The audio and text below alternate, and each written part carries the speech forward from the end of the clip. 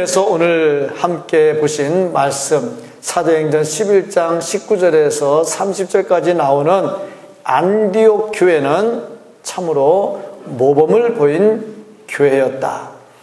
다른 교회들은 유대인들이 흩어져 가지고 교회를 세울 때 유대인 중심으로 그들에게 복음을 전해서 그들을 중심으로 교회를 세웠어요. 반면에 안디옥이라고 하는 것은 유대인 중심으로 세운 교회가 아니라 철저하게 이방인 중심으로 세운 교회죠. 그러니까 요즘 속칭 안디옥 교회는 맨 땅에 헤딩한 교회라 그렇게 말할 수가 있어요. 전혀 하나님과 상관이 없는 이방인들을 모아서 세운 교회였다. 이 당시에 안디옥이라고 하는 동네는 로마의 3대 도시였습니다. 로마가 세계를 지배할 때 제1도시가 로마, 제2도시가 알렉산드리아, 제3도시가 안디옥이었습니다. 그러니까 이 도시는 굉장히 큰 도시였다. 그런데 이렇게 이방인들로 가득 차 있는 이곳에 이방인들을 중심으로 교회를 세우고 그 교회가 왕성하게 부흥이 됐다 하는 겁니다. 어떻게 이것이 가능했을까? 그것은 바로 이 교회가 가지고 있는 좋은 이미지 때문에 그렇다. 소문이 잘 났다 하는 거죠. 그러면 이 안디옥 교회는 과연 어떻게 했는가? 어떻게 해서 교회가 이렇게 소문이 잘 나면서 부흥하게 됐는가? 또 안디옥 교회가 그렇게 부흥하게 되는 동안에 하나님께서는 이 교회를 어떻게 해 주셨는가? 이것은 지금 이 시대에 우리의 교회가 어떻게 해야 더 많은 것으로 채워지며 부흥이 될까?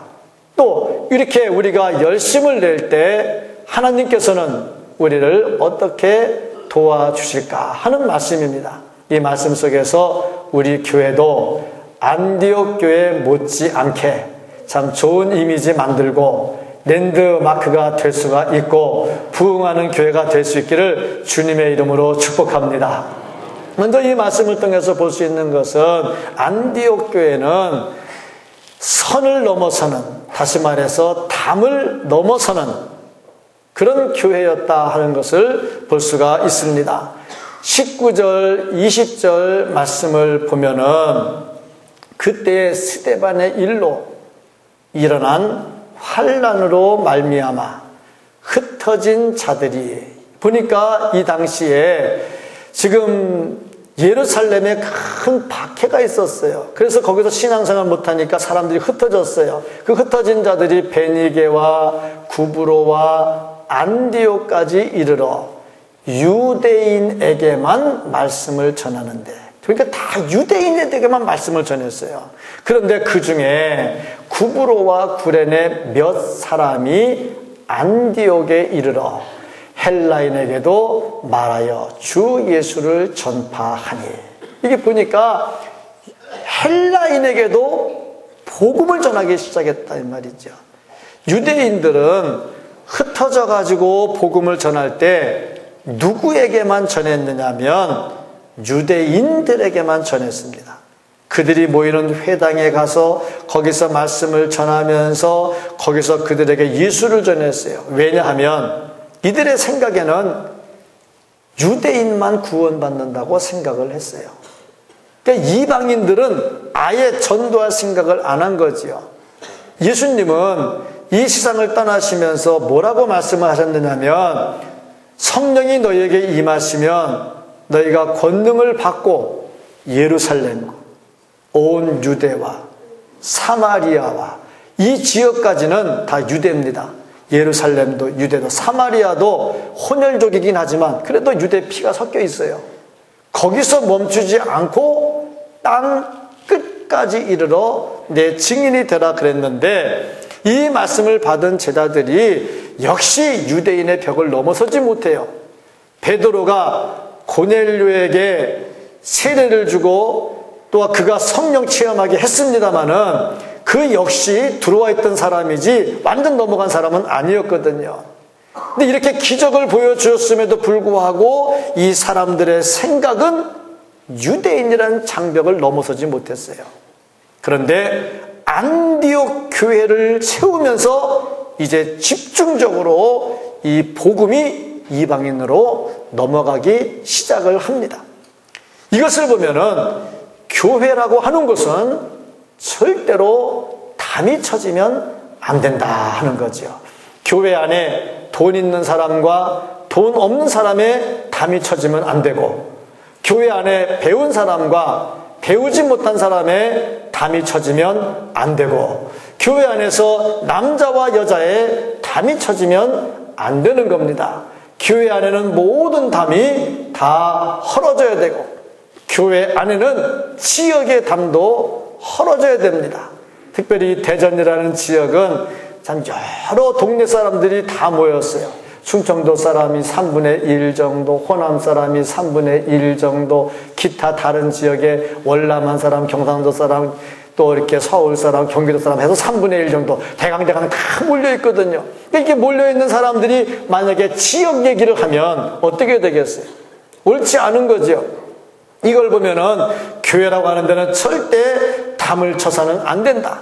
예수님께서는 하나님과 우리 사이에 죄로 인해 막힌 담을 헐어버리셨어요. 그래서 하나님과 우리가 하나가 되도록 해주셨어요. 그렇게 헐어버린 담을 사람이 다시 헐면 안 되는 거예요. 무엇보다도 교회라는 담을 쳐가지고 교회 바깥의 사람과 구별을 해버리면 교회는 부흥할 수가 없는 거죠. 다 담이 헐려져야 되고 오픈되어져야 많은 사람들이 주님께로 돌아올 수 있습니다. 우리 교회는 담을 세우는 교회가 아니라 담을 허는 교회가 되어야 될 줄로 믿습니다. 그 다음에 두 번째로 안디옥 교회를 보면요, 하나님의 은혜가 눈에 보이는 교회였다. 참, 이 말은 의미가 있는 말입니다. 은혜라고 하는 것은 추상적인 단어입니다. 눈에 보이지가 않는 겁니다. 그런데 바나바가 안디옥 교회에 와서 들어가면서 제일 처음 해본 게 뭐냐면 하나님의 은혜가 보인 거예요.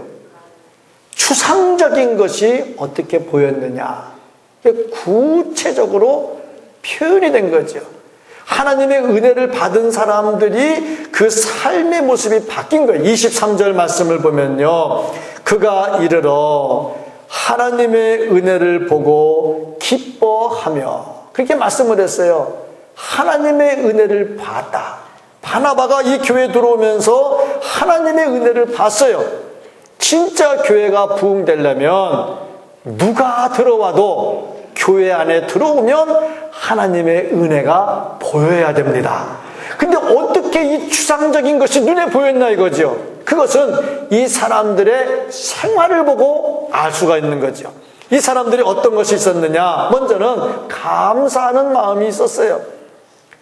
이 안디옥 교회 사람들 은혜를 받고 보니 마음에 감사한 마음이 생깁니다. 누가복음 17장에 보면요, 10명의 나병 환자가 예수님을 만납니다. 그리고 자기들의 병을 고쳐달라고 그래요. 그때 예수님께서 병을 고쳐주지 않으시고 가서 제사장에게 보여라, 그렇게 말씀합니다. 왜냐하면 그 당시에 나병인지 아닌지 판단하는 것은 제사장이 했거든요.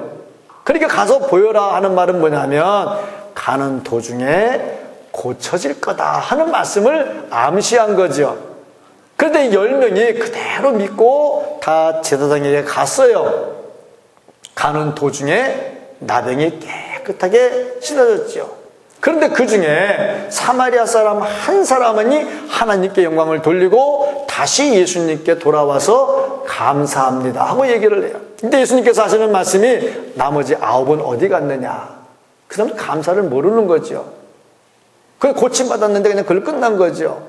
그런데 이 감사했던 사람에게 예수님께서 하신 말씀이 뭐냐면 내 믿음이 너를 구원하였느니라. 구원까지 받게 되잖아요. 나머지는 구원 받았는지 안 받았는지 모르겠어요. 근데 이 사람은 반드시 구원을 받았어요. 자, 여기서 볼 수 있는 게 뭐냐면 은혜 받은 사람, 구원받은 사람 입에서 나오는 것은 감사가 있다는 거죠. 우리가 진짜 이 교회에 하나님의 은혜가 있는지 없는지 그것은 우리의 입에서 나오는 감사로 알 수 있다 이 말이죠. 감사하는 사람, 진짜 은혜 받은 사람입니다. 두 번째 나타나는 게 뭐냐면요, 기쁨이라고 하는 겁니다. 23절 말씀에 계속해서 보니까 그가 이르러 하나님의 은혜를 보고 기뻐하여 그랬어요. 바나바가 이 교회에 와서 은혜 받은 모습을 보니까 너무 기쁜 거야. 은혜 받은 사람은요, 자신도 기쁘지만 또 다른 사람에게도 기쁨을 줄 수 있습니다. 세 번째 나타난 특징이 뭐냐면 사랑입니다. 이 교회가 사랑이 있었어요.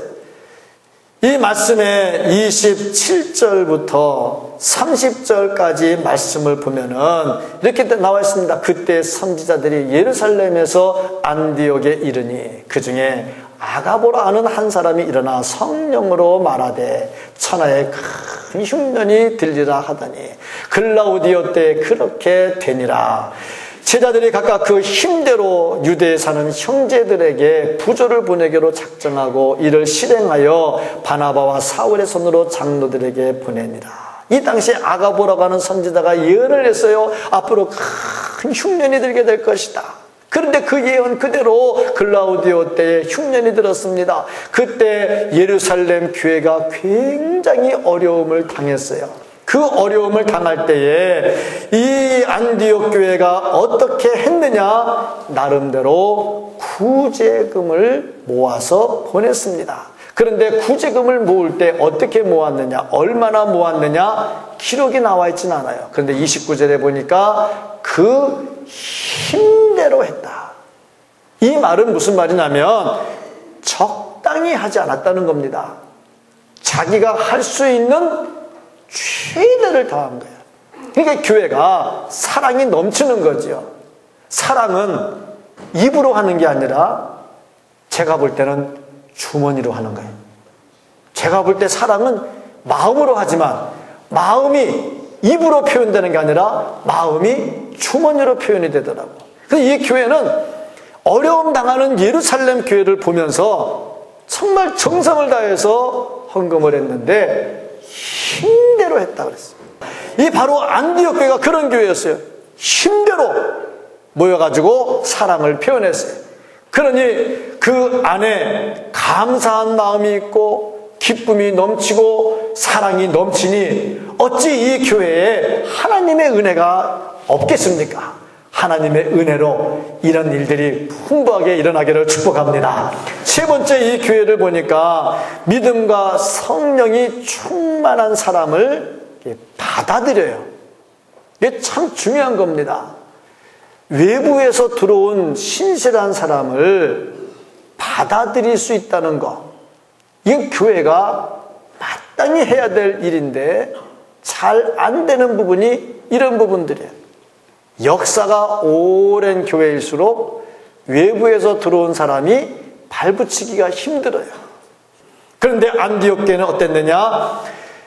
바나바가 들어와서 전하는 그 말씀으로 인한 권위, 그게 막 살아난 거예요.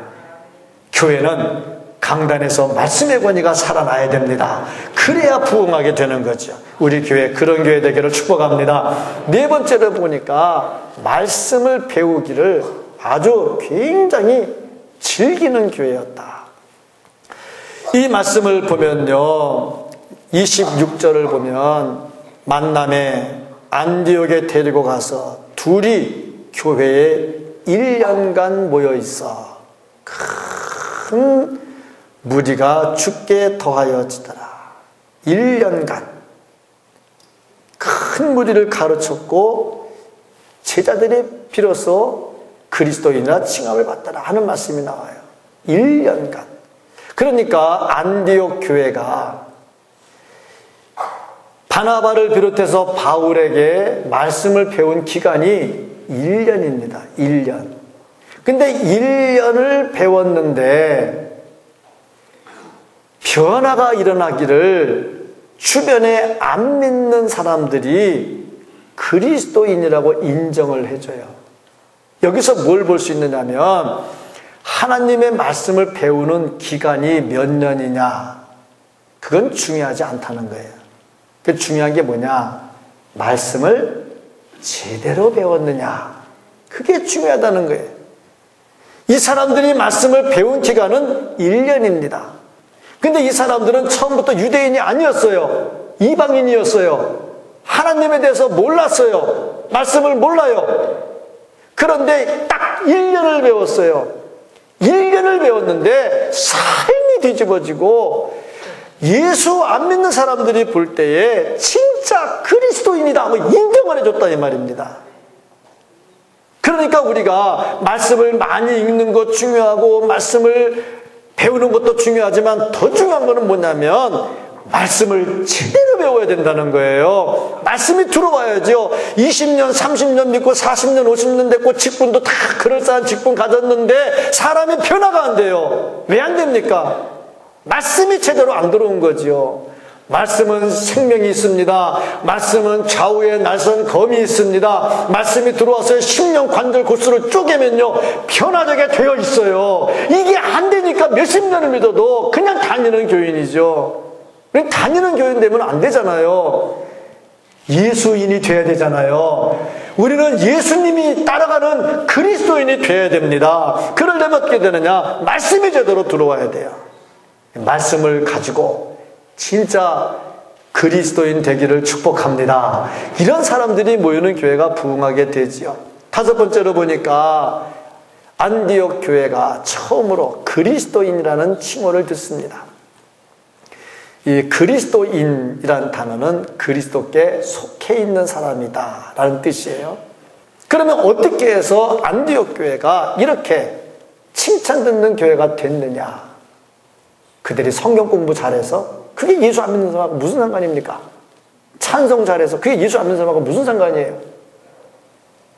상관이 있다면 그들의 삶이 아주 신실하고 진실해지는 거죠. 그리스도인이 인정을 받고 교회가 부흥이 되려면 진실하고 신실해야 되죠. 인도의 정신적인 지도자였던 간디가 이런 말을 했어요. 나는 그리스도는 참 존중한다. 그런데 그리스도인들은 별로 존중하지 않는다. 아주 이상한 말을 했죠. 아니, 그리스도를 존중하면 그리스도인을 존중해야지. 근데 왜 그리스도는 존중하는데 그리스도인은 별로 안 좋아하는가? 이런 말을 했습니다. 그리스도인들이 그리스도를 믿는다고 하면서 조금도 그리스도를 닮으려고 하지 않는다. 그거 참 이상하다. 그런 말을 했어요. 참 이상하죠? 그리스도를 믿는다면 닮아야 될 거 아닙니까? 그런데 그리스도를 믿는다고 하면서도 닮으려고 하지 않는 거예요. 그러니 그리스도와 그리스도인이 다른 거예요. 우리가 그리스도인이라고 하는 것은 그리스도께 속해서 그리스도를 따라가는 겁니다.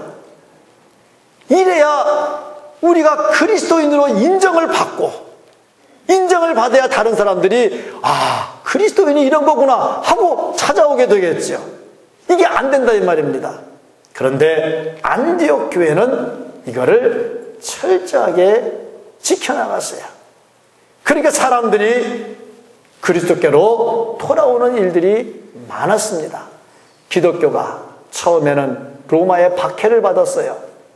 그런데 나중에 로마의 국교가 됩니다. 이유가 뭐냐면 기독교는 진실했거든요. 진짜 진실했어요. 그 당시에 여러 거짓과 대비가 됐어요. 윤리가 무너질 때 기독교는 살아있었어요. 그러니까 사람들이 기독교로 돌아오게 된 겁니다. 우리 교회 그런 교회 되기를 축복합니다. 여섯 번째로 말하고 있는 것이 뭐냐면 이름 없이 헌신을 해요. 이 교회는 지도자가 없었어요. 근데 이 사람은 또 어떤 사람들이냐? 아까 19절에서 본 것처럼 이 사람들이 구브로와 구레네에서 온 몇 사람입니다. 박해를 피해서 왔다가 거기서 다시 안디옥으로 왔어요. 이름도 없어요. 이 사람들 이름도 안 나와요. 이 사람들은 뭐 했느냐? 오직 신앙생활을 위해서 피난을 왔어. 피난을 와서 거기서 열심히 일했어. 그런데 자기 이름도 나타나지 않아.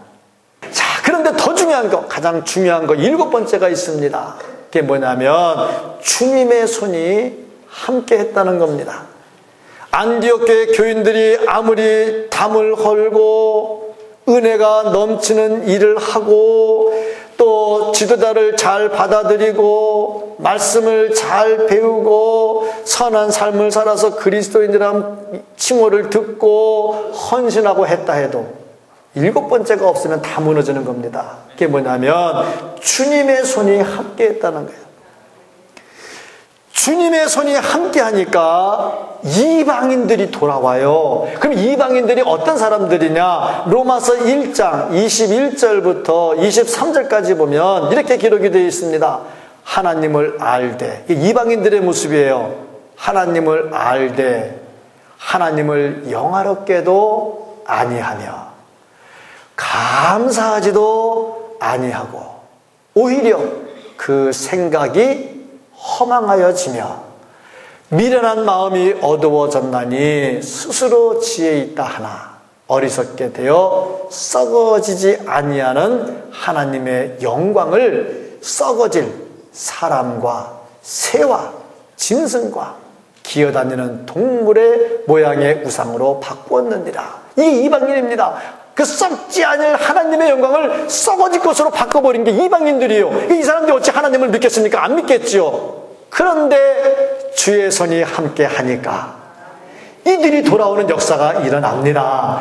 우리가 아무리 이 사람은 천대도 안 돼, 저 사람은 절대 안 돼 하는 사람이라 해도 하나님의 손이 임하면 돌아옵니다. 이게 하나님의 역사 아닙니까? 이방인들이 돌아와요. 하나님의 손이 어떤 손입니까?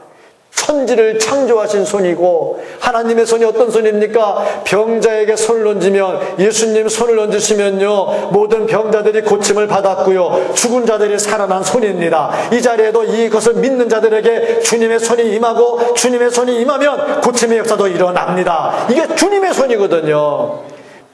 우리 교회가 진정으로 부흥하는 교회가 되기를 원한다면 안디옥 교회 교인들이 했던 것처럼 담도 헐어야 될 것이고 교회에 들어오면 모든 사람이 볼 때 하나님의 은혜가 보여야 될 것이고 지도자가 전하는 하나님의 말씀을 신령하게 받아들여야 될 것이고 아울러서 말씀을 배울 때 정말 제대로 말씀을 배워야 될 것이고 그리스도인이라 칭함을 받을 만큼 정직한 삶을 살아야 될 것이고 말없이 헌신해야 될 겁니다.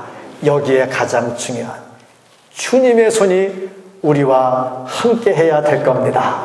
주님의 손이 함께해서 정말 부흥을 체험하고 부흥하는 교회, 이 시대에 이미지를 만들어가고 이 시대의 랜드마크가 될 수 있는 교회와 성도가 될 수 있기를 예수님의 이름으로 간절히 축복합니다.